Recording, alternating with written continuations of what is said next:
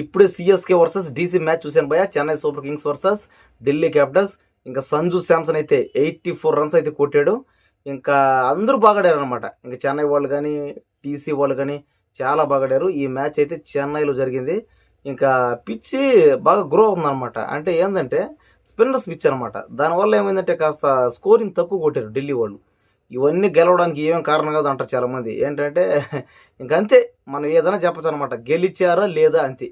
ఏ pitch అయితే ఏమి, ఏ spin అయితే ఏమి, బాల్ ఎలా వేస్తే ఏముంది, ఎలా కొడితే ఏముంది, గెలిచామా లేదా అంతే.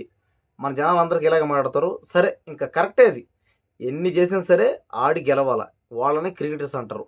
ఇంకా మొత్తానికైతే ఢిల్లీ వాళ్ళు వరుసగా ఇంకా మూడోసారి అయితే ఓడిపోయారు. సరే చూద్దాం, ఇంకా ముందు ముందు కూడా గెలిచే ఛాన్సులు ఉన్నాయి, ఫైనల్కి వెళ్ళే ఛాన్సులు ఉన్నాయి.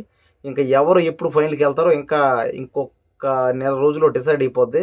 తర్వాత ఇంక ముందు ముందు మ్యాచ్లు అయితే కొంచెం తగ్గుతాయి అనమాట. అంటే వీక్లీ 1 మ్యాచ్ అవుద్ది, లేదా 2 డేస్కి 3 డేస్కి ఒక మ్యాచ్ జరుగుతుంది. ఇంకా చూద్దాం. ఇంకా చెన్నై వాళ్ళు అయితే .3లో ఉన్నారు. ఇప్పుడు .1లోగా 2లోకైనా వెళ్ళే ఛాన్సులు ఉన్నాయి. ఇంకా ఫైనల్ కప్ ఎవరు కొడతారో అప్పుడు దాకా మనం వెయిట్ చేయాల్సిందే. ఇంకా మొత్తానికి ఎవరైతే బాగా ఆడతారో వాళ్ళకి మనం ఫుల్ సపోర్ట్ ఇస్తాం. అలాగే అన్ని టీములకి ఆల్ ద బెస్ట్. ఎవరైతే కష్టపడి ఆడతారో వాళ్ళకి మనం ఎప్పుడు ఫుల్ సపోర్ట్. జై బోలో భారత్ మాతాకి జై, జై హింద్. కొత్తగా ఛానల్ పెట్టాను, అందరూ లైక్ చేయండి, షేర్ చేయండి, సబ్స్క్రైబ్ చేయండి. మీకేమైనా డౌట్లు ఉంటే కామెంట్ చేయండి, వెంటనే క్లియర్ చేసుకుందాం.